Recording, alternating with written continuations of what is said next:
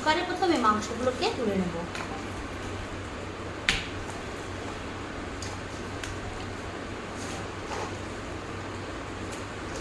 এগুলো আছে মটন, এখানে আছে 3 কিলো 3.5 কিলো মতো মটন।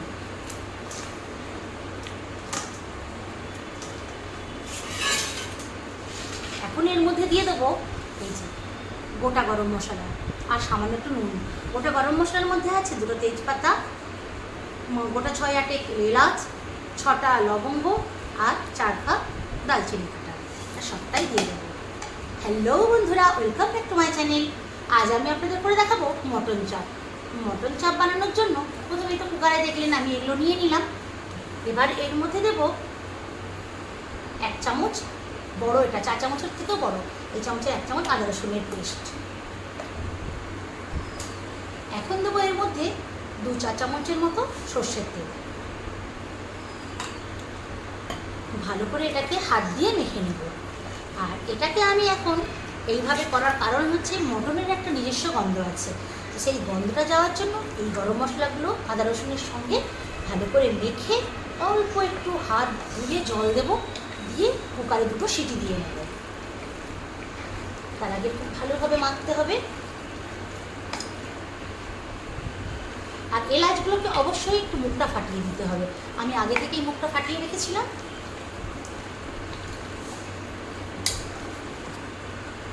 মটনের একটু নিজস্ব জল আছে, জলটা বেরিয়ে যাবে, তবুও আমি একটু জল দেবো। দেখতে পাচ্ছেন হাতে করে 1 চোল মতো জল দেবো। মটনের একটা জল বেরোবে, এই জলেই সেদ্ধ হয়ে যাবে। এবারে কুকারের ঢাকাটা দিয়ে আমি 2টো সিটি দিয়ে নেবো। ফিরে আসবো বন্ধুরা 2টো সিটি হওয়ার পরে। ওদিকে মটনটা ঠান্ডা হোক, ততক্ষণে আমি বলে নিই কী কী ইনগ্রিডিয়েন্টস নিয়েছি। এখানে নিয়েছি বেশ খানিকটা পেঁয়াজ, 600-700 মতো হবে যেহেতু 3.5 কিলো মটন আছে। আর এখানে নিয়েছি কাজু আর পোস্তর পেস্ট, আর এটা তো আদা রসুনের পেস্ট ছিল দেখেইছেন। আর এখানে নিয়েছি 1 বাটি ঘন নারকেলের দুধ। আর এখানে নিয়েছি নুন, হলুদ, একটু মশলা। এই মশলাটা চাপ মশলাও বলতে পারেন। বিরিয়ানির সমস্ত মশলার সঙ্গে একটু ধনে জিরে সব রকম দিয়ে বাড়িতেই আমি এটা বানিয়েছি। আর এখানে লঙ্কা গুঁড়ো, এখানে ধনে জিরে গুঁড়ো, এখানে একটু গরম মশলা পাউডার, আর এখানে গোলমরিচের গুঁড়ো, আর নিয়েছি সর্ষের তেল। তো এই সবগুলো ইনগ্রিডিয়েন্টস লাগবে, আরও যদি এক্সট্রা লাগে পরে আপনার সঙ্গে শেয়ার করছি। চাপ বানানোর জন্য একটা বড় কড়াই এখানে বসিয়ে দিয়েছি, যেহেতু 3.5 কিলো মাংস, তো কড়া তো বড় মতো লাগবেই। এখন নিয়ে নেবো সর্ষের তেল। সর্ষের তেল এখানে দেবো 250 গ্রাম।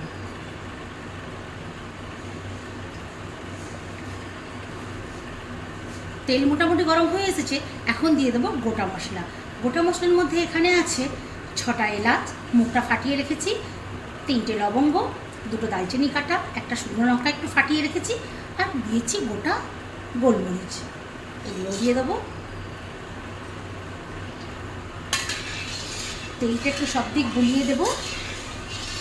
এগুলো কিন্তু অলরেডি কালার চেঞ্জ হয়ে গেছে, যেহেতু কোনো জল ছিল না ওই জন্য কোনো ফটফট করে ফাটে না, অলরেডি কিন্তু ফুটছে। লঙ্কা টঙ্কা দেখুন সব কালার চেঞ্জ হয়ে গেছে। এখন দিয়ে দেবো এর মধ্যে কুচনো পেঁয়াজ। পেঁয়াজটাকেও ভাজতে থাকবো।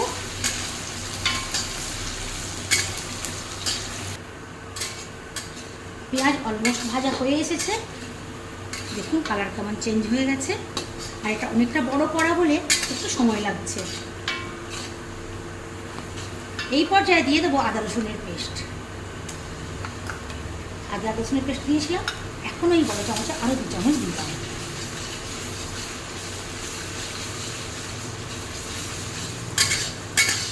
এখানে আমি 150 আদা 150 রসুন পেস্ট করে রেখেছিলাম, তার থেকে সামান্য একটু রেখেছি, বাকি সবটাই দিয়ে দিয়েছি। আদা রসুনের কাঁচা ভাব যাওয়া পর্যন্ত হাই ফ্লেমেই ভাজতে হবে, এবং যাতে না তলায় লেগে যায় বারবার এটাকে নাড়তে হবে। যতই সবসময় নাড়াই দেখুন বন্ধুরা তলায় লেগে যাচ্ছে, যেহেতু আদা রসুন পেস্ট করা ছিল। এখন এর মধ্যে দিয়ে দেবো সামান্য একটু নুন। নুনটা তখন দেওয়া ছিল, এখনও 1 চামচ নুন দিয়ে দিচ্ছি। এবার দেবো হলুদ গুঁড়ো। হলুদ গুঁড়ো যেহেতু 3.5 কিলো মাংস একটু বেশিই লাগবে। এখন দেবো লঙ্কা গুঁড়ো একটু বেশি পরিমাণ দেবো। দেবো ধনে জিরের গুঁড়ো, দেবো 2 চামচ। দেখো এখন এই যে মশলা কষানো হচ্ছে, তলায় যেহেতু লেগে যাচ্ছে তার জন্য আমি সামান্য একটু জল অ্যাড করবো। তলায় দেখুন লেগে যাচ্ছে আর উপরে তেল উঠে এসেছে। এখন আমি এর মধ্যে দিয়ে দেবো যে বেটে রাখা কাজু পোস্ত।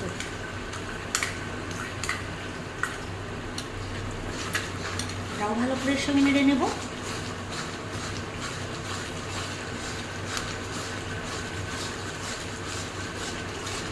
ভালো করে মিশিয়ে দিতে হবে যাতে করে তেলের সঙ্গে একটু ভালোভাবে মিশে যায়, কাজুর কাঁচা ভাবটাও যেন চলে যায়। এবারে দেবো ফেটানো টক দই, যেটা আমি কিন্তু আগে ভিডিওতে দেখাইনি। দইটা ফেটিয়ে রেখেছিলাম, এখন দিয়ে দিচ্ছি। এখানে আমি 100 গ্রাম টক দই দিয়েছি। দইটাও খুব ভালো করে মিশিয়ে নেব।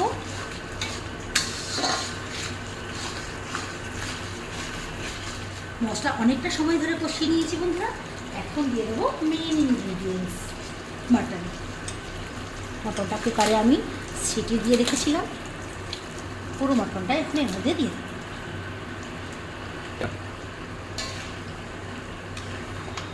আস্তে আস্তে এটাকে নাড়তে থাকবো। মটন থেকে একটু জল বেরিয়েছিল, আমি জলটা শুদ্ধই কিন্তু এর মধ্যে দিয়ে দিয়েছি।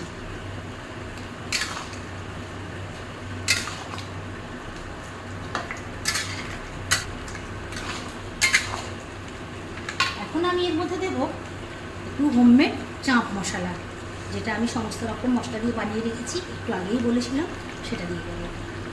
যেটার আন্দাজ মতো দেবে। এখানে আমি 4 চামচের 1 চামচ মতো দিয়েছি।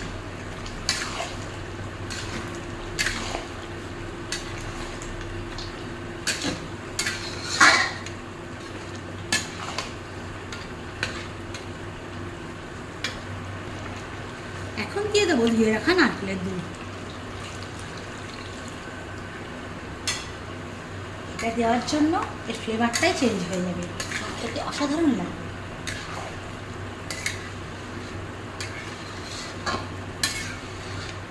নারকেলের দুধটা যাতে সমস্ত মটনের সঙ্গে মিশে যায়, ভালোভাবে নামিয়ে দিতে হবে। মটন সেদ্ধ হয়ে আছে বন্ধুরা, তবু আমি মিনিট 5-এর জন্য এটা ঢেকে দেবো। ফিরে আসলাম বন্ধুরা 5 মিনিট পর।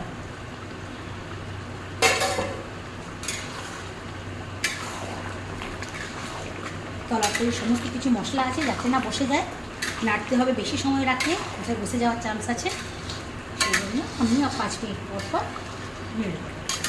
এরপরে কিন্তু আর ঢাকা দেবো না, এভাবে খোলাই রাখবো। এখন দেবো একটু গরম মশলার গুঁড়ো।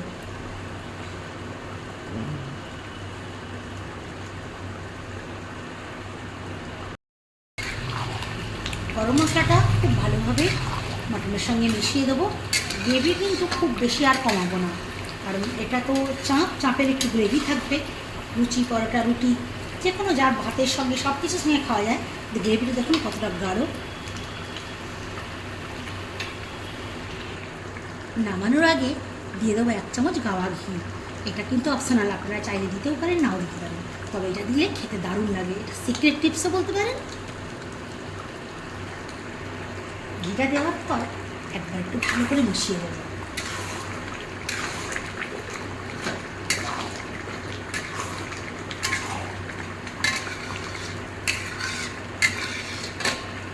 মেশানো হয়ে গেছে। এখন আমি খুবই তাড়াতাড়ি এটাকে ঢাকা দিয়ে দেবো আর ওভেনটাকে অফ করে দেবো। তাহলে বন্ধুরা দেখতেই পেলেন আমি কিভাবে বানালাম এই মটন চাপ। আমার এই মটন চাপের পদ্ধতি আপনাদের কেমন লাগলো অবশ্যই কমেন্ট করে জানাবেন। ভালো লাগলে লাইক করবেন, আর আমার চ্যানেলটাকে বরাবরের মতো এইবারেও সাবস্ক্রাইব করে দেবেন। ও হ্যাঁ, বেল আইকনটা প্রেস করতে কিন্তু ভুলবেন না, যাতে করে নোটিফিকেশানটা সব থেকে আগে আপনার কাছেই পৌঁছে যায়।